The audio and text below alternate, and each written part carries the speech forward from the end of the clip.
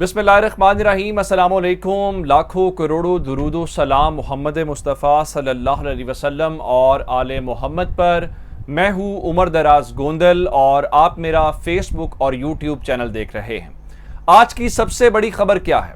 आज की सबसे बड़ी खबर यह है कि कप्तान जीत गया है और जो कप्तान की हुकूमत गिराने वाले थे वो हार गए हैं। ना सिर्फ हार गए हैं बल्कि उन्होंने हथियार भी डाल दिए हैं। गुज़श्ता 24-48 घंटों के अंदर एक से ज़ायद मुलाकातें हुई हैं। उन मुलाकातों के अंदर मैंने आपको बताया था कि खान साहब ने जनरल बाजवा को भी पैगाम दिया है जिसमें कहा गया जी फौज की कुर्बानियां हैं और फौज की कुर्बानियों को हम बड़ी इज्जत की निगाह से देखते हैं और फौज की बहुत इज्जत करते हैं। लेकिन असल मामला कुछ और था जिसके ऊपर जो है ये सारी बातें हुई। अब अगर बातें हुई हैं तो जाहिर बात है दोनों तरफ से कुछ मुतालिबात रखे गए होंगे, कुछ बातें मनवाई गई होंगी, कुछ बातों के ऊपर इनको कहा गया होगा कि आप थोड़ा सा नरमी का मुजाहरा करें, थोड़ा सा पीछे हटें। अब खबर आपके सामने ये है कि मुख्तदर हल्के भी तैयार हो गए हैं, लेकिन अभी भी एक ऐसी बात है जिसके ऊपर मैच फंसा हुआ है, बात अटकी हुई है। कप्तान वहां से 1% भी पीछे हटने को तैयार नहीं है और अगर खान की वो बात पूरी हो गई तो फिर कोई भी बचेगा नहीं। इसलिए सारे ये चाहते हैं कप्तान वहां से पीछे हटे। अब सारा डेडलॉक सिर्फ एक बात के ऊपर है, वो बात कौन सी है वो भी आपके सामने रखेंगे। उसके बाद अब इस सारे खेल के दौरान जो नजरें हैं वो सुप्रीम कोर्ट की तरफ चली गई हैं। अब ये मामला मंतकी अंजाम तक तो पहुंचाना है, इसमें से कोई दरमियानी रास्ता निकालना है जो सबके लिए विन विन सिचुएशन हो और मामला भी हल हो जाए। तो वो किस तरह से हो सकता है? उसके बाद खान साहब ने जो कल मुलाकात की कुछ सोशल मीडिया इन्फ्लुएंसर से, उसके ऊपर बहुत शोर शराबा है। उसके बाद जी बैतुल माल का जो गरीबों के लिए एक ऑफिस बनाया गया है, एक इदारा है जो उनकी मदद करता है, उसकी चाबी भी पीपल्स पार्टी को दे दी गई है। किस तरह से, ये तमाम तफसीलात आपके सामने रखेंगे। लेकिन अगर आपने अभी तक चैनल सब्सक्राइब नहीं किया और आप चाहते हैं कि आपको मुस्तनद और बर वक्त खबरें मिलती रहें तो हमारा चैनल सब्सक्राइब कर लीजिए, बेल आइकन के ऊपर क्लिक कर लीजिए ताकि हमारी आइंदा आने वाली वीडियोस बर वक्त आप तक पहुंच रहे। और हमारा फेसबुक चैनल लाइक और फॉलो करना मत भूलिएगा। अब मामला ऐसा क्या है? शेख रशीद ने खुद ये बात तस्लीम की है कि परवेज खटक के जरिए इस्टेब्लिशमेंट और इमरान खान की पार्टी के दरमियान राबते हुए हैं, बातचीत हुई है, दोनों जानिब से पैगाम दिए गए हैं। और शेख रशीद ने खुद कहा था कि मुझे खान साहब ने मना कर दिया है कि आपने वहां तक नहीं जाना, आपने इस बारे में कोई बात नहीं करनी।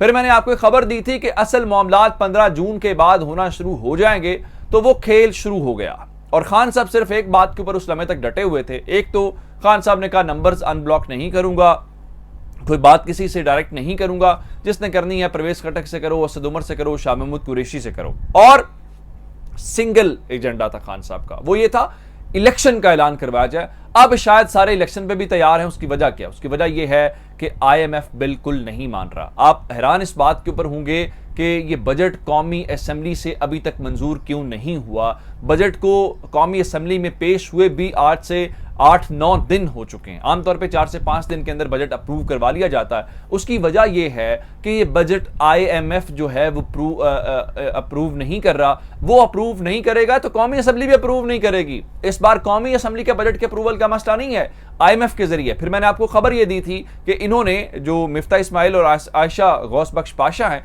इन्होंने डोनाल्ड ब्लोम जो अमेरिका के यहाँ पे सफीर हैं, जो अभी ऑफिशियली सफीर का चार्ज भी नहीं संभाला, उनके साथ मुलाकात करके कहा गया था हमें IMF के साथ बातचीत करवाएं, लेकिन IMF नहीं मान रहा। फिर आपको पता है कि पैसा फ्री फॉल के ऊपर लगा हुआ है, डॉलर की मुसलसल कदर में इजाफा हो रहा है, पाकिस्तानी करेंसी डीवैल्यू हो रही है, बिजली का बहरान इनसे कंट्रोल नहीं हो रहा, मार्केटें बंद करने से तो मसला हल नहीं होगा। इसका मतलब क्या है? इसका मतलब यह है, खान साहब कह रहे थे मैंने ये सब कुछ बता दिया था, न्यूट्रल्स को भी बता दिया था, इकोनॉमी के साथ सब कुछ होगा। अब ऑप्शन खान साहब ही हैं, ये हम सबको पता है। उसके अलावा ये जो आपने मिक्स अचार खड़ा किया हुआ है, मिक्स अचार से तो मसला हल नहीं हो रहा। आप सोशल मीडिया के ऊपर देख लें किस किस्म के ट्रेंड चल रहे हैं, आप आम लोगों के अंदर चले जाएं किस किस्म के ट्रेंड्स है। लोग कह रहे हैं कि इलेक्शन हल है, लोग कह रहे हैं कि हम ये गवर्नमेंट इस ट्रैक के ऊपर नहीं है। अब मेल मुलाकातें तो हुई हैं, ये सारी बातें बताने का मकसद ये था कि पूरा सिनेरियो ये है। अब मेल मुलाकातें जिस तरह मैंने आपको बताया कि बनी गाला के अंदर, फिर मैंने आपको इजाजुल हक वाली मुलाकात भी बताई। अब खान साहब ने, आपको याद होगा उस दिन जब सोशल मीडिया के ऊपर वो बातचीत कर रहे थे तो उन्होंने DGISPR को मुखातिब करके कहा था कि देखें DGISPR ये तय करेंगे कि साजिश हुई या नहीं हुई या फिर अदालत तय करेगी। फिर उसके अलावा आपको याद हो तो असद उमर और शीरी मजारी ने कहा था कि अफवाज पाकिस्तान के supreme commander doctor Arif Alvi हैं। अगर डॉक्टर आरिफ अलवी ये कह रहे हैं कि साजिश हुई है तो उस साजिश की इन्वेस्टिगेशन होनी चाहिए। खान साहब ने कहा कि मैंने भी चीफ जस्टिस को खत लिखा है, सदर मुमलिकत जो सुप्रीम कमांडर हैं फोर्सेस के, उन्होंने भी खत लिखा है कि इस मामले की तहकीकात होनी चाहिए। अब इस वक्त खबर क्या? खबर यह है कि उन सब को यह अंदाजा हो गया है कि ये कंपनी चलती नजर नहीं आ रही जो इक्तदार में बिठाए हुए हैं। ये तो कभी एक दूसरे की जानिब देखते हैं, कभी लंदन की जानिब देखते हैं, फिर अवाम का एतमाद नहीं है। और आपको उसका अमली मुजाहरा आज शाम को 8-9 बजे जब तहरीक इंसाफ के लोग निकलेंगे उससे अंदाजा हो जाएगा। अब हुआ क्या? अब खान साहब के बाकी तमाम चीजें, शायद इलेक्शन वाली डिमांड भी मानने को तैयार हैं कि फौरी इलेक्शन पर चले जाते हैं। अब सिर्फ खान साहब से, पहले खान साहब कह रहे थे कि मेरा ये मुतालबा ये तस्लीम करो वरना मैं कोई बात नहीं। अब खान साहब की तरले मिन्नतें की जा रही हैं और वो ये है कि आप ये जो अमरीकी साजिश वाला बयानिया है उससे पीछे हट जाए। दूसरे लफ्जों में, जरा बेहतर अल्फाज में मैं उसको एलैबोरेट करके बता देता हूं।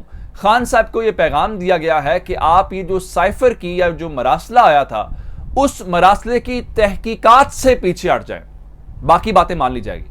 अब ये इंपॉर्टेंट बात है, इसके पीछे लॉजिक क्या हो सकती है या इसके पीछे डर क्या हो सकता है? क्योंकि खान साहब कहते हैं सिर्फ इंटरनेशनल पावर्स नहीं है, कुछ लोकल हैंडलर्स ने भी उस पूरे के पूरे प्लान को एग्जीक्यूट किया लोकल सतह के ऊपर। वो कहते हैं कि उस मरासले के अंदर मुखातिब कौन था। फिर वो कहते हैं कि मैंने वहां पे जब रूस जाना था तो न्यूट्रल्स को भी कॉल की थी, पूछा था, सबने कहा था ये बेहतरीन वक्त है रशिया जाने का।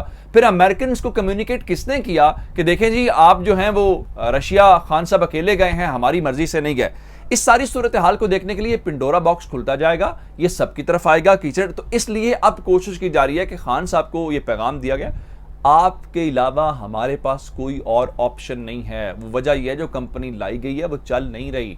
इस सारी सूरत हाल को देखते हुए अब उन्होंने कहा है कि आप सिर्फ ये साइफर वाली बात से पीछे हट जाए। लेकिन खान अगर इलेक्शन पर चला गया तो शायद खान कौम के सामने बार बार इस बात को रिपीट करेंगे और बार बार इसके ऊपर बात करेंगे कि असल में ये पाकिस्तान के साथ जो है वो हुआ क्या। अब इस बात की तरफ आ जाते हैं कि जनाब वो सुप्रीम कोर्ट किस तरह से सारे मामले के अंदर मुदाखलत। शेख रशीद ने कहा है कि जिस तरह से दरामदी बिल पाकिस्तान का यानी जो इंपोर्ट बिल है उसमें 100% इजाफा हुआ है और $7 अरब के पाकिस्तान के पास रिजर्व रह गए हैं। रिजर्व्स में मुसलसल कमी आ रही है, तरसीलात ज़र में कमी आ रही है, एक्सपोर्ट्स हमारी कम हो गई हैं, डॉलर 210 को क्रॉस कर चुका है और हुकूमत LNG महंगी खरीद रही है, IMF मुआहिदा नहीं कर रहा। उसके बाद अब ये चौथा महंगाई का टीका आवाम को लगाने जा रहे हैं। जल्दी पेट्रोलियम मसनूआत की कीमतों में ये फर्दर इजाफा करने वाले हैं। इस सारी सूरत हाल के दौरान अब सुप्रीम कोर्ट को मुदाखलत करनी पड़ेगी क्योंकि यहां पे तो कोई फरीक भी एक दूसरे की ना बात सुनने को तैयार है ना एक दूसरे के साथ जो है वो हाथ मिलाने को तैयार है। तब सिर्फ और सिर्फ सुप्रीम कोर्ट बचती है जो इस मसले का हल निकाले। फिर एक और खबर सुनिए, बैतुल माल का जो ऑफिस है ये आमतौर पर ज़कात या इस किस्म की जो गरीबों की इमदाद है उसके लिए होता है। इससे पहले ये मनसब जो था वो पाकिस्तान तहरीक इंसाफ के खोखर साहब के पास था और खोखर साहब ने जब से उनकी हुकूमत गई है तो उन्होंने उससे रिजाइन कर दिया। अब आप हैरान इस बात के ऊपर होंगे कि बैतुल माल की चाबी पाकिस्तान पीपल्स पार्टी को दी जा रही है और पीपल्स पार्टी को दी जाने का मतलब ये है कि जो जरदारी साहब के तर्जुमान हैं उनके हवाले से खबरें आ रही हैं कि मनसब उनको दिया जा रहा है। आमिर पराचा साहब जो हैं जी उनको चूंकि पाकिस्तान पीपल्स पार्टी को MD बैतुल माल का ओहदा मिलना है, जो भी उनका पावर शेयरिंग का फार्मूला है, उस पावर शेयरिंग के फार्मूले के तहत अब आमिर पराचा को पाकिस्तान पीपल्स पार्टी ने नामजद कर दिया। अब इस खबर के ऊपर क्या तबसरा किया जाए कि गरीबों के मामलात के ऊपर भी पीपल्स पार्टी को बिठा दिया गया। अपना बहुत सारा ख्याल रखिएगा। खुदा हाफिज।